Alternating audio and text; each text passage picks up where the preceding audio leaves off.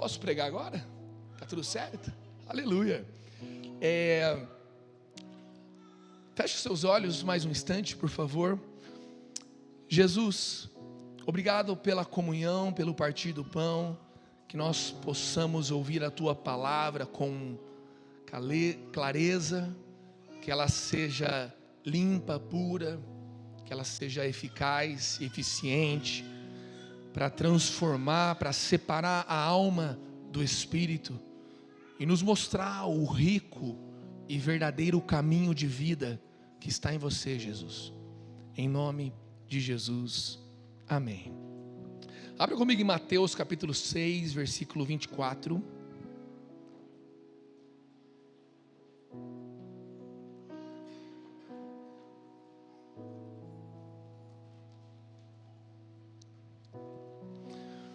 Mateus capítulo 6, versículo 24, vai dizer assim: ninguém, repita comigo, ninguém. Ninguém é do grego ninguém. Ninguém pode servir a dois senhores, pois odiará um e amará o outro, ou se dedicará a um e desprezará o outro. Vocês não podem servir a Deus e ao dinheiro. Amigos, aqui é um dos poucos lugares bíblicos em que a Bíblia trata algo comparando de alguma forma com Deus.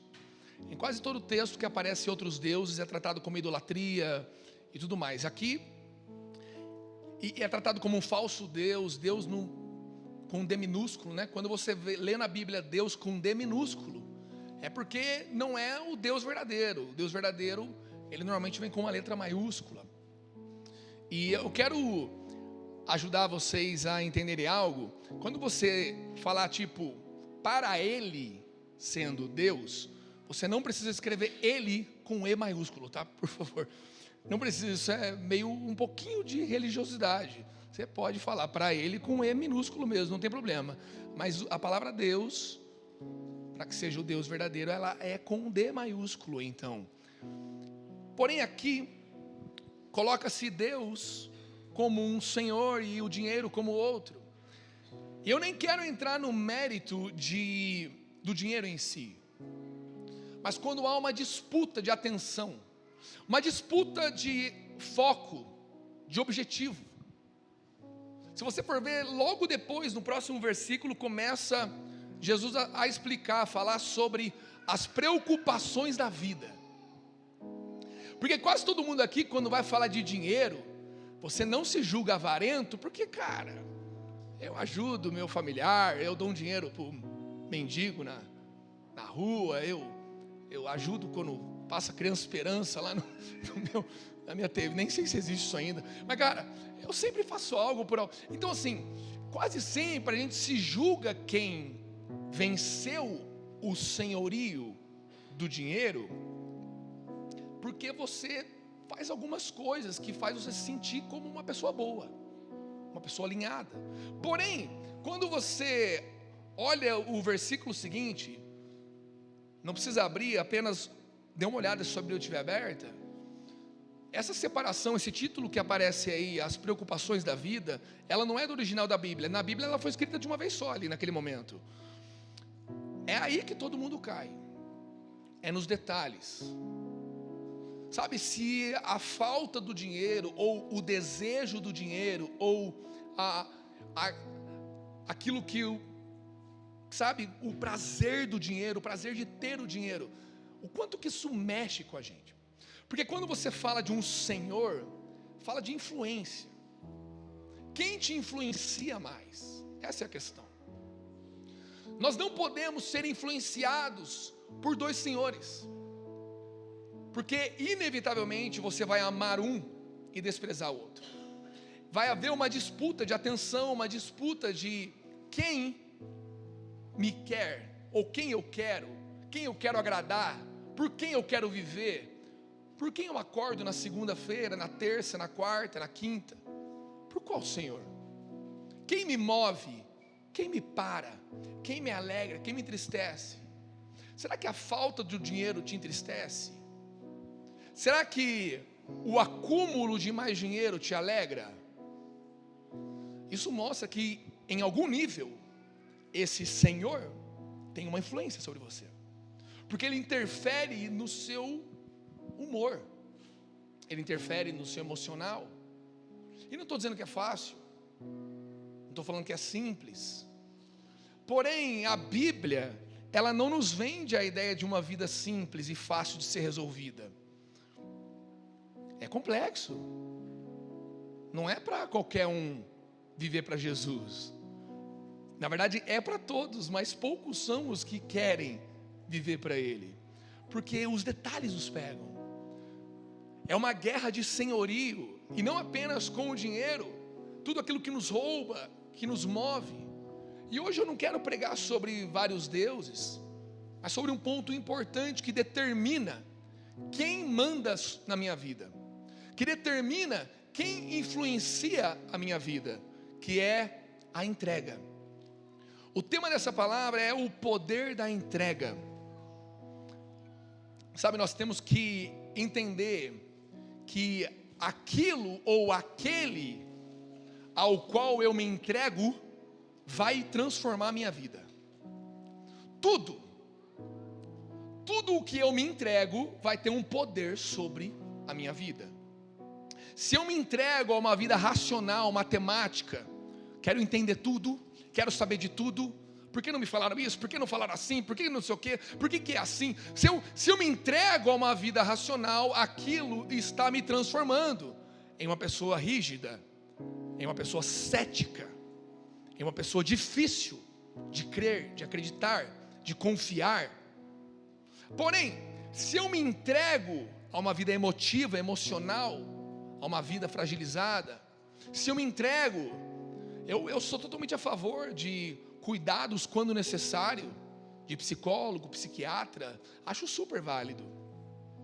Porém, se eu me entrego a isso, o meu psicólogo, ele fala para mim, cara, eu evito dar diagnóstico, porque, cara, quase toda pessoa que recebeu o diagnóstico de TDAH, ela fica querendo provar para todo mundo que ela é, para que todo mundo entenda, e não tentando entender como vencer aquele demônio do TDAH. E está tudo errado. Oi? O que foi? Não? Chega, eu falei alguma coisa e alguém falou comigo? Não? Ouvi ali e falei, ó o TDAH.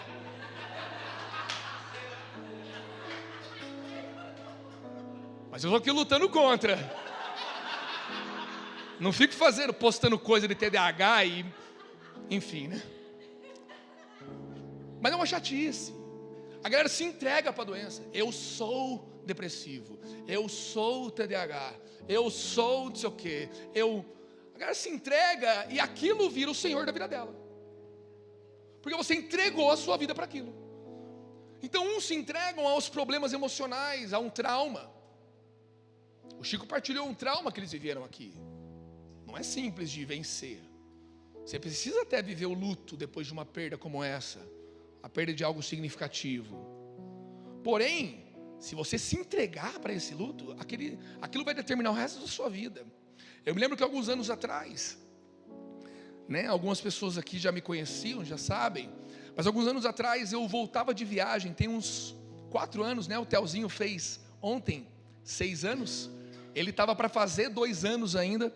Eu voltava de uma viagem lá do Rio Grande do Sul, loucura essa viagem, a gente foi ministrar lá na Poema de Timbó, estava rolando a tour dos flows nas Poemas. Quantos estavam na época do flow na Poema aqui? Então estava rolando a tour dos flows, os cultos flows, aí estava rolando um lá em Timbó, estava eu, estava o Léo, estava o pessoal da mídia da Poema de Taubaté e tal, 2021, novembro ali de 21, aí de repente, era 2 da manhã e a galera na mesa trocando ideia e dando risada, e a gente tinha combinado de sair 7 horas da manhã, a gente estava numa minivan alugada, eu que estava dirigindo ela, a gente estava numa minivan alugada, era uma, sei lá, não lembro o nome do carro, a gente estava ali, e o pessoal marcou, às 7 horas da manhã a gente se reúne aqui na casa do Cris, a gente sai para Taubaté, 11, 12 horas de viagem, com umas 2, 3 paradas. Aí tá bom, cara, fechou. Aí deu 2 da manhã, olhei pro Léo, falei assim, e aí, vamos dormir? Aí ele, pô, cara, tá legal o rolê aqui, né? Então, amanhã a gente pega a estrada de manhã. Falei, então faz o seguinte, manda mensagem e fala para eles virem às 8. A hora que chegou 3 da manhã, olhamos um para a cara do outro. Mano, eu falei para ele, Léo, manda mensagem e fala para eles virem às 9. Aí beleza, 4 da manhã. E a gente já assim, então estamos velhos para essas coisas, né? Mas o rolê estava legal, aquele rolê da hora, os amigos juntos, aquela bagunça boa. Daqui a pouco, ô Léo, 10h30. Aí, 6h30 da manhã, olhamos um para a cara do outro, falei, vamos dormir? Aí eu falei, ô Léo, fala para eles irem 12h. E eu fui dormir 6h30. Só que 7h05 da manhã, eu começo a receber uma ligação. Depois que eu estava dormindo há 30 minutos. E o pessoal estava na porta para a gente ir embora. Eu fui lá e falei, Léo, eles estão aqui para ir embora. Você não falou para eles? Aí ele disse para mim, que falou assim, Brisa, todas as vezes que você me falou, eu te falei que meu celular estava sem bateria.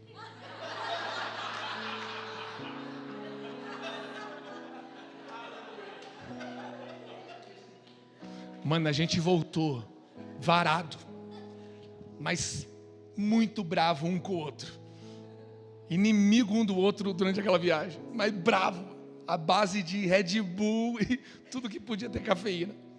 Eu chego na minha casa, daquele nível, 12 horas de viagem, varado, dirigindo às 12 horas, que eu sou fominha de dirigir na estrada, eu gosto de dirigir e tal, e normalmente não gosto que dirijam para mim, eu prefiro dirigir mesmo, sou meio chato com estrada.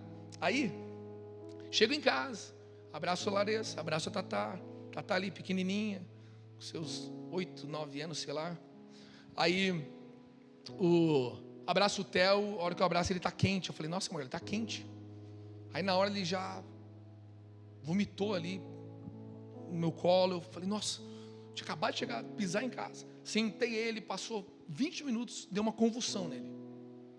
Ele teve uma convulsão ali, começou a tremer.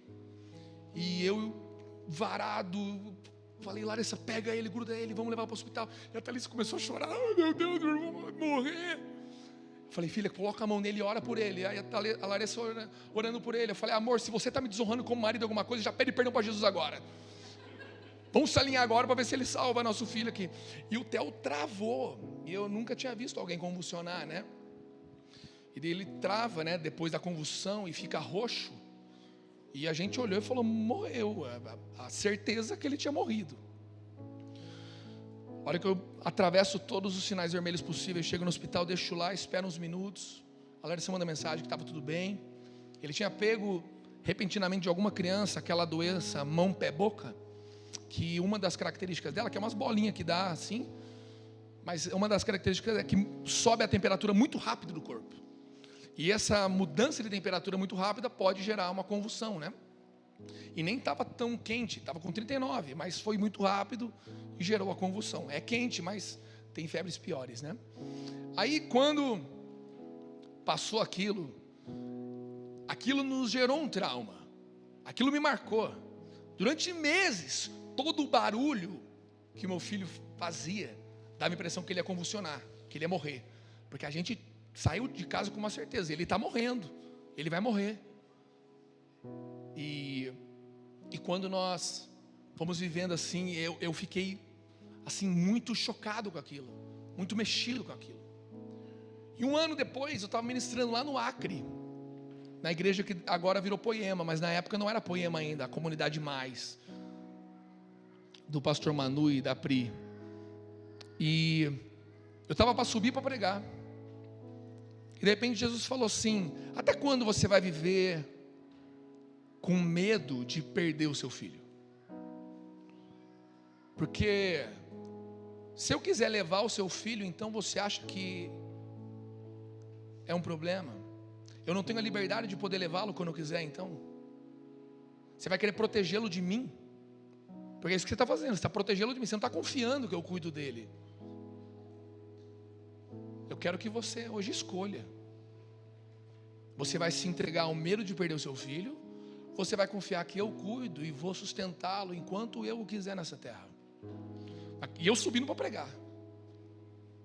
Naquele momento eu subi e confessei isso para a igreja inteira lá.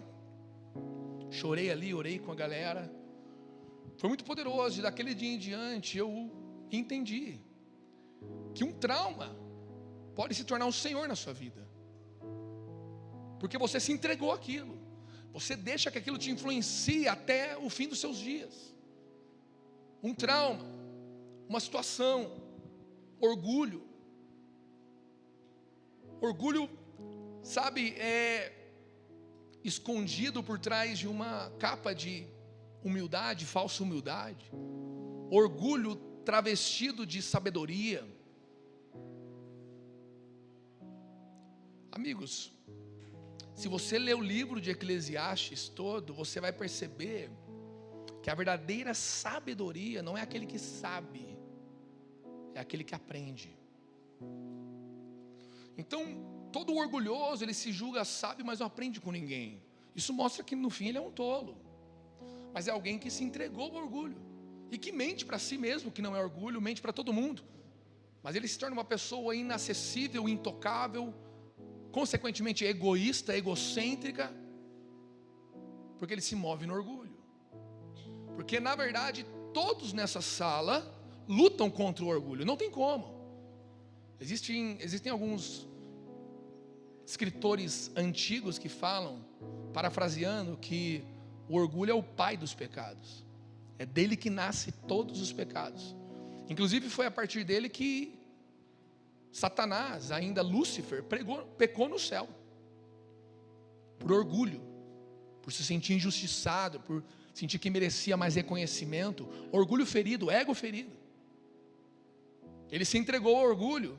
E desde então, ele leva o homem a se entregar ao orgulho para que então você peque a partir disso. O útero pecaminoso é o orgulho. Algumas pessoas se entregam aos remédios, aos medicamentos. Eu não sou contra o uso de medicamento e tudo mais, mas algumas pessoas ficam loucas por isso. Ao invés de confiar no Espírito Santo, confia mais na bula.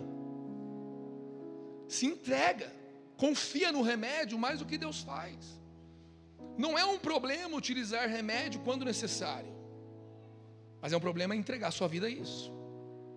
Outros se entregam aos vícios, às distrações, se entregam ao exagero de celular, de Netflix, de videogame, de bebida, pornografia e por aí vai.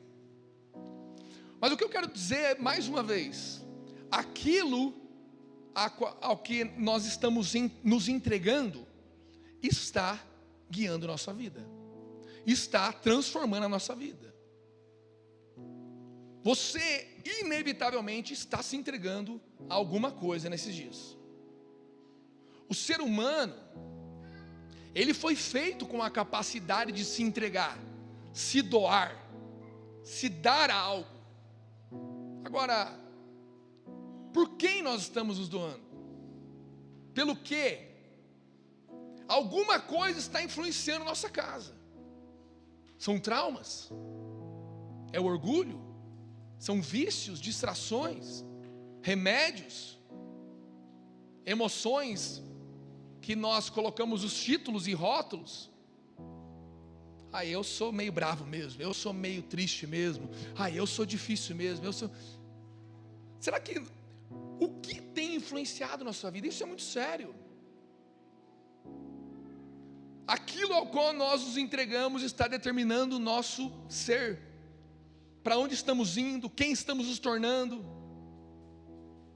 Desde quando a gente nasceu, o momento da nossa vida em que a gente começa a se entregar conscientemente é a adolescência. Minha filha vive a adolescência agora. Até então é involuntário. Uma criança, ela vai vivendo de forma involuntária. Podem acontecer situações familiares, da criação, problemas, traumas, mas ela não se entregou àquilo. Porém, a partir da adolescência, começa a ter uma entrega ao que ele quer. A pessoa sabe que está fazendo alguma coisa errada e ainda assim faz. Vai lá e fica com a meninadinha, vai lá e mente para os pais, vai lá e faz aquilo. Você está começando uma vida de entrega. É por isso que nós não batizamos crianças, porque uma criança ela não tem a capacidade de consciência, e sem consciência não há entrega. E não adianta a gente falar aqui que nós estamos seguindo o profeta, deixa a vida me levar, vida leva. Mentira. Todo mundo aqui, se fazer uma análise curta, rasa da semana, você sabe muito bem ao que você tem se entregado, o que tem movido a sua vida. Você sabe até analisar muitas vezes porque você faz aquilo. O que te move? Eu quero ser diferente do meu pai, eu quero ser diferente da minha mãe, eu quero ser diferente, sabe? Eu quero. São entregas conscientes. E não adianta falar que não é consciente. Nós podemos perder a sobriedade. A sobriedade fala de uma clareza de ideias. O que te deixa sóbrio é você estar se entregando às coisas certas. Por exemplo, se você se entrega a uma vida de academia, não, Rubão? A uma vida de comer bem, a uma vida onde você cuida bem do seu emocional, a uma vida onde você se entrega a Jesus, onde você se entrega à palavra, se entrega ao discipulado, se entrega. Mas as pessoas, elas estão me machucando, tudo bem, Jesus também foi machucado, ele ainda assim se entregou, então continua se entregando. A palavra nos fala que nós nos tornamos pessoas sóbrias, e pessoas sóbrias são aquelas que passam a entender o que está acontecendo, passam a escolher com clareza, passam a discernir as estações. Isso é uma pessoa sóbria. Mas o fato de você ser uma pessoa não sóbria, que o inverso de ser sóbria é ser embriagado, o fato de você ser alguém embriagado com dores, com problemas, com qualquer coisa que seja, não tira de você a consciência, tira de você a clareza. Você se torna cego, mas você não se torna inconsciente. Você sabe a caquinha que você está fazendo com a sua vida. Você às vezes até sabe o que tem que fazer para mudar. Você sabe que se você vencer aquele chocolate, você sabe que se você não mandar aquela mensagem, você sabe que se você não clicar naquele link, você sabe que se você parar de pensar assim, parar de agir assim. Porém, é mais confortável a vida de uma vítima do que, eu vou usar um termo um pouco coach aqui, mas é uma verdade. É mais fácil uma vida de uma vítima do que de um protagonista. Deus já nos fez conscientes, Deus já nos fez capazes de escolher. Se tem uma coisa que Deus deu só para o homem, só o homem tem de toda a criação dele, é o poder de escolha. Isso vem da consciência. E a partir das suas escolhas, dentro da vontade dele, do jeito certo, nas coisas certas, ou seja, aquilo que você se entrega, porque escolher por algo é escolher pelo que eu vou me entregar, pelo que eu vou viver, para quem eu vou viver, quem eu vou seguir, quem vai definir meus dias, quem vai dizer o que está acontecendo, o que é o dinheiro, é o trauma, é a dor, é o problema, é o remédio, é o vício, é quem? Eu tenho o poder de escolher a quem servir. Porém, nós vamos cada vez escolhendo o pior, cada vez ficando mais fracos para escolher o certo. Isso é uma pessoa embriagada. Olha para você ver em Tito capítulo 2, abra comigo.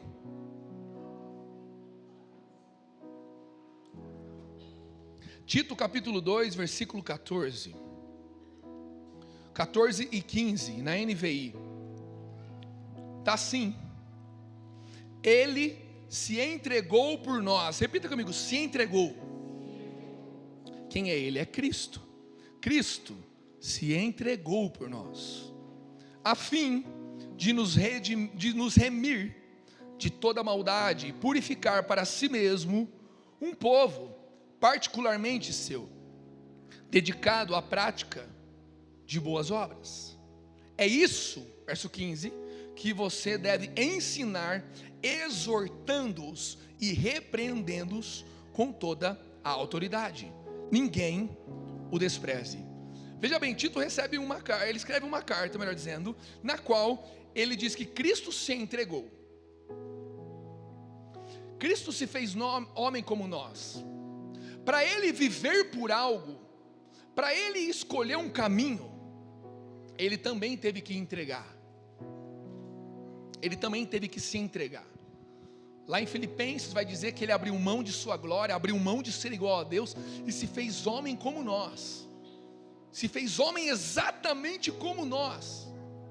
Todas as tentações que você tem, ele teve. Sabe por quê? Porque ele se entregou. O que significa isso? Ele foi transformado por nós. Transformado em que, Brisa? De Deus em homem. Sabe, a entrega de Cristo não foi na cruz. A entrega dele durou 33 anos. Não foi na cruz. Lá foi o ápice. Mas imagina você sendo Deus, você olhar para alguém e falar: eu vou me entregar por eles. Ou seja, eu vou ser transformado por eles. Porque tudo para aquele ou para aquilo ao qual eu me entrego, eu sou transformado por aquilo. Ele se entregou e foi transformado. Só que olha que louco. Se nas coisas, remédio, pornografia, pecado, se nos vícios, nos traumas, nas emoções, na razão, se tudo que você se entrega te transforma, quando o assunto é Cristo, a partir do momento que você vai se entregando, você vai tendo a capacidade, não só de ser transformado, mas de transformar a vida de alguém. Porque Cristo, quando ele se entrega, que fala que ele se entregou a fim de nos remir da maldade e nos purificar para si mesmo, como povo particularmente seu, dedicado à prática de boas obras. Você tem noção que em Cristo a sua entrega muda a história da sua igreja? Em Cristo a sua entrega muda a história da sua casa. Em Cristo a sua entrega muda a história dos seus filhos. Por quê? Porque quando nós nos entregamos às dores, aos traumas, aos prazeres, a tudo o que acontece, nós somos transformados e ao nosso redor as pessoas são prejudicadas. Porém, em Cristo, quando nós entregamos a Ele, nós somos transformados e nós transformamos as pessoas ao nosso redor. Então, além de a nossa entrega definir o que acontece comigo, ela define o que acontece através de mim. Eu prejudico ou eu colaboro para a transformação de alguém? Porém, no mundo evangélico, as pessoas elas não querem se entregar, elas querem funcionar. Elas querem parecer santarronas, crente, puro orgulho religioso. Então, são vários dogmas, várias ideias, vários pensamentos, várias coisas que vão nos limitando. E a gente começa a bater nas pessoas. Então a igreja ela não transforma as pessoas, ela prejudica. Por que, Brisa? Cara, se a nossa jornada ela é prejudicial e não transformadora, ela não é uma jornada ao qual está entregue a Cristo. E eu não estou falando aqui que porque você dá dinheiro para sua mãe, você não prejudica ela. Que dá dinheiro para a mãe e para o pai, meu amigo, não quer dizer que está tudo bem. Aí entra o orgulho. O ser humano cumpre uma tarefa e acha que está ok. A religião verdadeira, não evangélica, a religião verdadeira que é Cristo, não é boas práticas, é transformação de vidas.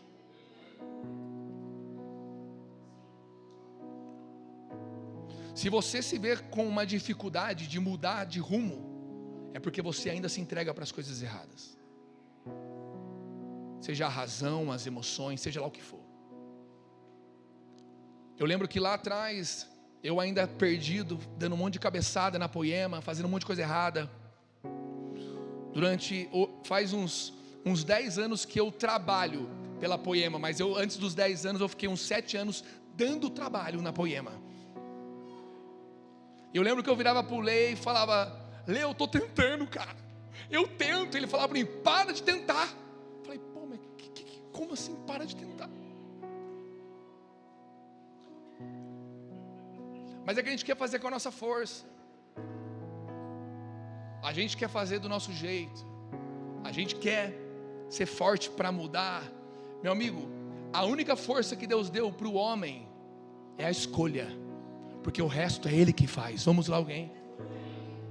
O problema é que nós não estamos escolhendo Ele, consequentemente não estamos nos entregando a Ele. Então pouco ou nada Ele pode fazer, porque quando você se entrega a Deus, o rio dele vai te levando, as águas deles vão te levando, e as coisas vão acontecendo porque você está entregue. Agora, porque nós não nos entregamos, vivemos muitas vezes das migalhas, vivemos muitas vezes, sabe, do resto. Vivemos dentro da casa do Pai como órfãos. Amigos, eu tenho alguns amigos que adotaram. O pior processo da adoção não é pessoas que queiram adotar. O que mais tem no Brasil é gente querendo adotar. Inclusive, se você tem no coração, deveria orar e adotar uma criança. Aí entra o sistema de adoção no Brasil, que é lento, é ruim, mas a pior coisa da adoção, a coisa mais difícil, não é o sistema brasileiro. Porque se fosse mais flexível, imagina o tanto de gente pegando criança e devolvendo, igual como se fosse uma compra na Amazon. Já fazem isso, mesmo sendo difícil adotar.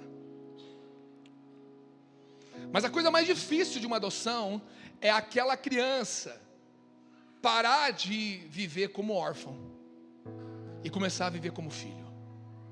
Porque o espírito de orfandade, ele é maldito. O pai está te amando, mas você não consegue ver amor. O espírito de orfandade mostra, o pai está querendo te dar uma direção, mas você acha que a sua direção é a certa. Você não sabe ser amado, você não sabe ser guiado, você não sabe ser cuidado. Isso é o espírito de orfandade. E dentro da igreja, nós vivemos na casa de Pai como órfãos, porque nós não nos entregamos ao Pai, nós não confiamos. Aqui mostra, Cristo, Ele se entregou por nós, a fim de nos transformar, nos remir, nos purificar, nos tornar particularmente dele. E aqui fala que é isso que você deve ensinar, exortando, repreendendo com toda a autoridade, ninguém o despreze. Ou seja, a Bíblia fala que Deus, Ele só corrige o filho que ama. Se Deus não te corrige, é porque você não é filho. Cara, se Deus deixa você fazer suas caquinhas do jeito que você quer, se preocupe, porque quer dizer que Ele já está quase ou já desistiu de você. Agora, se Ele te vê como filho, Ele vai continuar puxando a sua orelha. A hora que você fizer uma coisinha, Ele vai fazer pessoas saberem, pessoas virem te ajudar, pessoas entrarem na sua vida. Isso quer dizer que Deus se importa. Porém, o espírito de orfandade não deixa eu achar que a correção do pai é boa para mim. Pelo contrário, bom para mim seria Ele me dar a minha herança e eu ir fazer o que eu quiser, curtir a vida no país que eu quero, com o dinheiro que eu quero, no trabalho que eu quero, com as minhas limitações, sendo aceito. Eu tenho que ser aceito homossexual, eu tenho que ser aceito como TDAH, eu tenho que ser aceito, eu tenho que ser aceito, eu tenho que ser aceito. Então o espírito de orfandade faz você querer a sua herança para viver como e onde você quiser. Até que um dia você percebe que melhor que a herança era o pai. e você fala: cara, eu pequei, eu errei, perdi tudo, tudo já era meu, mas eu requeri, e eu me entreguei à minha herança, ao invés de eu me entregar como herdeiro. Repito, eu me entreguei à minha herança, ao invés de eu me entregar como herdeiro. Porque quem se entrega como herdeiro vive debaixo da tutela do pai, ajudando o pai, cuidando do que é do pai. Mas quem vive entregue à herança, vive querendo o que é seu por direito, o que você merece, o que você tem que ter. E quando ele para e reflete, ele para e fala: cara, meu pai é bom.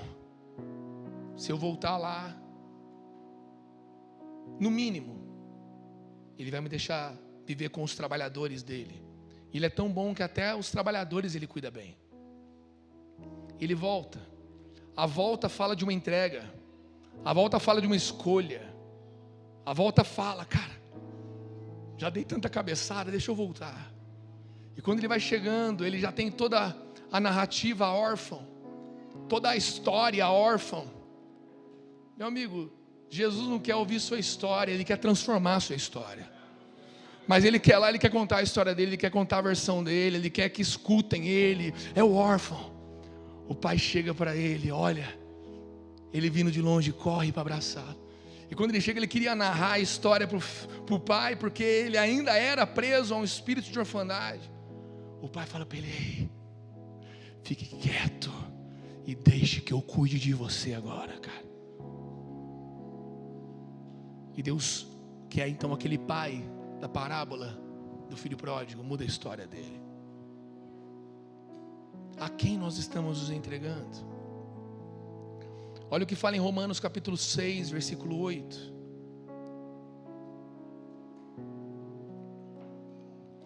Do 8 ao 13. Romanos 6. Ora, se morremos com Cristo, cremos também que com Ele viveremos. Essa morte com Cristo, parênteses meu aqui, ela fala dessa entrega. Ou seja, Cristo se entregou por mim, agora eu me entrego por Ele. Ele morreu por mim, agora morro com Ele. Cremos que também com Ele viveremos, pois sabemos que, tendo sido ressuscitado dos mortos, Cristo não pode morrer outra vez. A morte não tem mais domínio sobre Ele, porque morrendo Ele morreu para o pecado uma vez por todas, mas vivendo, vive para Deus. Aqui ele está falando do próprio Cristo, tá? O Cristo, ele recebeu toda a autoridade e ele não se emancipou. Olha a diferença do filho da parábola do filho pródigo e de Cristo. Cristo recebeu toda a autoridade quando ele morreu, foi debaixo da terra, pegou a chave da vida e da morte e subiu aos céus, toda. O nome dele foi colocado acima de todo nome. E qual foi a escolha dele chegando nos céus? Viver para Deus. A quem eu vou me entregar? O próprio Cristo no céu, ele não se entrega ao Filho Cristo, que é Deus também, mas ele é o Filho. Ele não se entrega à própria autoridade que ele tem, ao governo que lhe foi dado. A Bíblia diz que ele morreu uma vez para a morte, mas vive para sempre para Deus. Para quem ele vive? Ele ainda se entrega ao Pai, ele ainda continua oferecendo ao Pai o que lhe é digno. Da mesma forma, verso 11: considerem-se mortos para o pecado, mas vivos para Deus em Cristo Jesus. Portanto, não permitam que o pecado continue dominando o corpo mortal de vocês. Ou seja, fala de uma entrega a essas coisas, fazendo com que obedeçam seus desejos. Não ofereçam os membros do corpo de vocês ao pecado como instrumento de injustiça.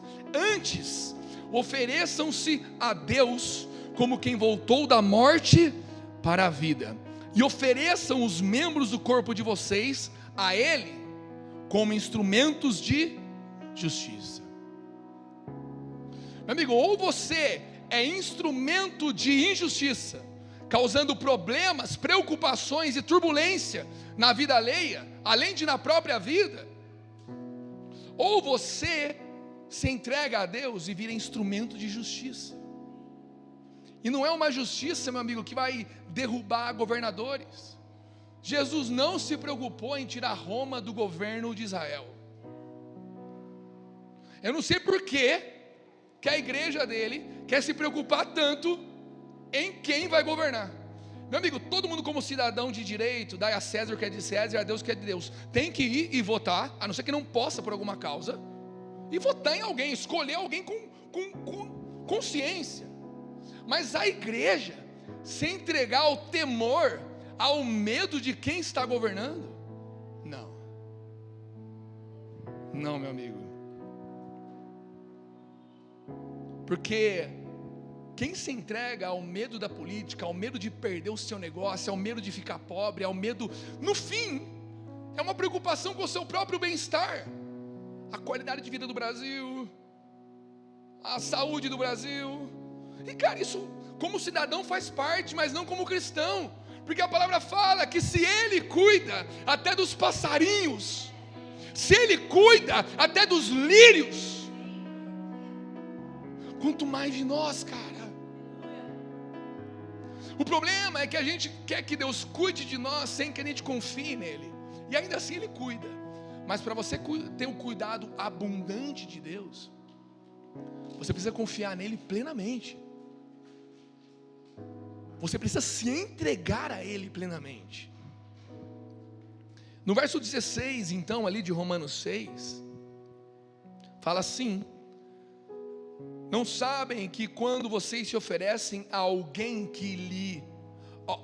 para lhe obedecer como escravos, tornam-se escravos daquele a quem obedecem, escravos do pecado que leva à morte, ou da obediência que leva à justiça, ou à vida. Meu amigo, todo mundo aqui é escravo, ou da vida, ou da morte, ou da justiça, ou na injustiça. O ser humano não foi feito para viver carreira solo, trilhar essa jornada pelas galáxias. O ser humano foi criado para estar submisso a alguém, assim como o próprio Cristo ainda vive submisso ao Pai, até agora. Ele que é o exemplo de filho. Porém, de quem nós somos escravos? Quem escraviza a minha vida? As preocupações? Em Cristo, suas emoções são curadas. As preocupações te adoecem. Em Cristo, sua vida é sarada. Os vícios te adoecem. Sabe, se você for perceber, toda a vida plena que Deus tem para nós, toda a plenitude de vida, a prosperidade, tenho vida e vida em abundância. Prosperidade, vida em abundância, se você colocar tudo num pacote, mergulhar fielmente na palavra e vai tirar uma conclusão rápida, tudo tem a ver com saúde e bem-estar. Plena saúde, plena clareza, sobriedade, plena suficiência de tudo a mais para poder ajudar alguém, pleno discernimento das estações. Se você for ver, a plenitude tem a ver, cara, clareza de emoções, clareza de corpo, um corpo bem cuidado, uma mente sã, tudo tem a ver com uma saúde. Agora, nós somos escravos de quem? Para quem nós estamos nos entregando? Olha o que Paulo ensina sobre a entrega para Timóteo no livro de 2 Timóteo, capítulo 2,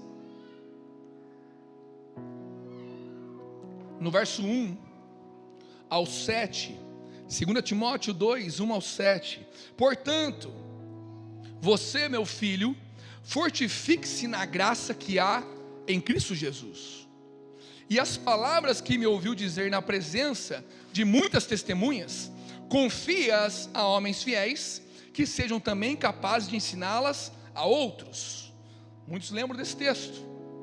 A igreja, família, uma igreja que gera 4 gerações, é Paulo ensinando a Timóteo, Timóteo a homens fiéis e homens fiéis a outro. Pessoas que se entregam, que por conta disso geram outros que se entregam, que por conta disso geram outros que se entregam. Esse é o fluxo de uma casa paternal, de uma família espiritual, uma casa que gera. Mas tudo começa com Timóteo lá atrás se fortificando em Deus, se entregando, continuando se entregando. E ele diz assim, verso 3 então: suporte comigo os meus sofrimentos, como bom soldado de Cristo Jesus. Nenhum soldado se deixa envolver pelos negócios da vida civil, já que deseja agradar aquele que o alistou. Semelhantemente, nenhum atleta é coroado como vencedor, se não competir de acordo com as regras. O lavador que trabalha arduamente deve ser o primeiro a participar dos frutos da colheita. Reflita no que estou dizendo, pois o Senhor dará a você entendimento de tudo. O que ele quer dizer aqui? Meu amigo, alguém que é alistado num exército, para servir um exército, ele leva a sério, ele se abstém da família, do tempo, dos prazeres, para cumprir uma ordem, quanto mais nós. E Paulo diz a Timóteo, todo mundo ama esse texto, para quem já viu a pregação, gerir não é gerar, uma casa paternal, um útero espiritual é a poema, pessoas que são geradas para gerar. Quem está me gerando, quem está gerando alguém? Se você não sabe nada disso, cola no GC, pede para alguém daqui te discipular, pede para alguém te ensinar que isso aqui é uma rema.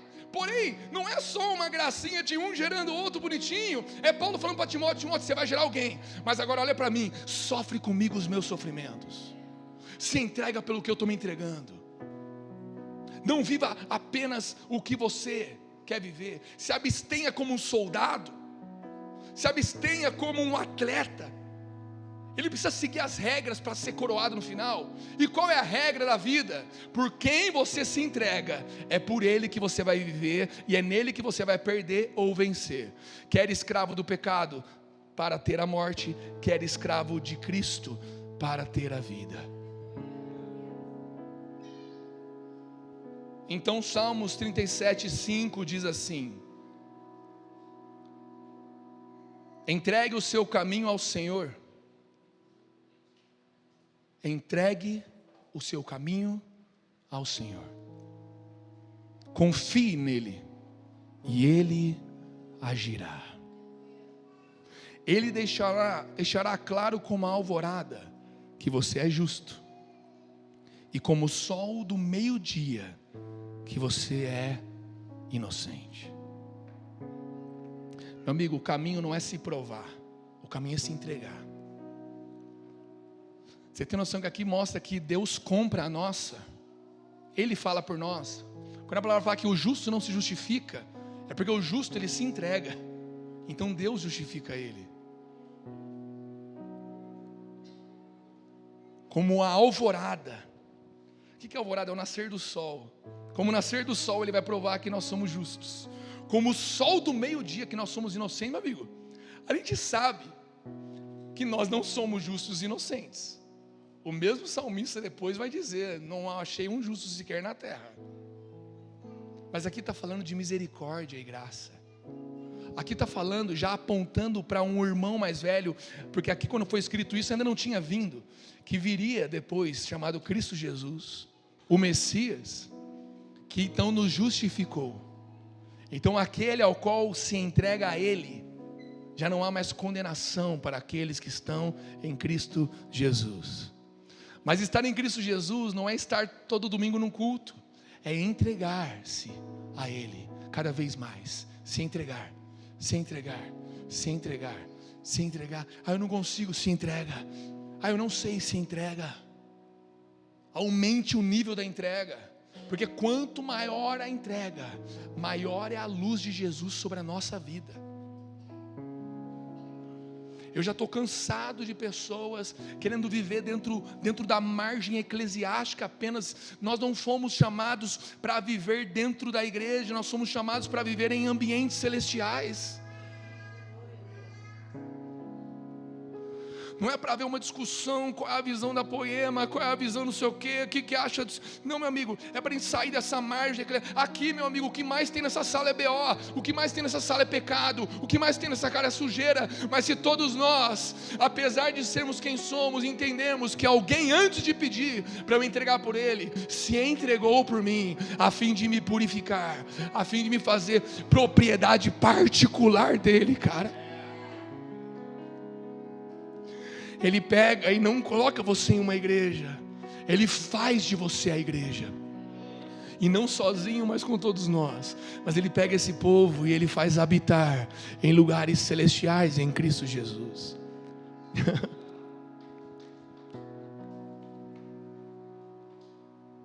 E para terminarmos, pode vir um louvor aí. Josué capítulo 24, verso 15.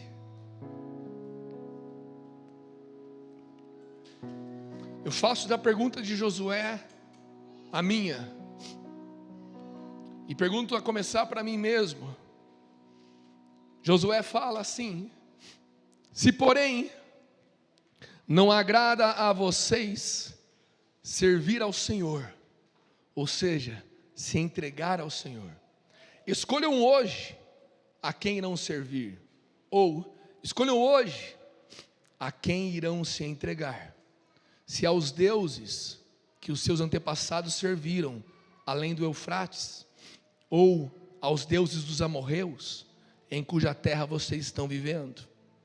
Mas eu e minha família serviremos ao Senhor.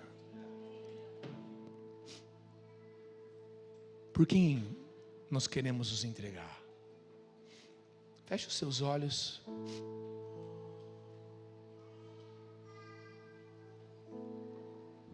Reflita sobre isso por um instante.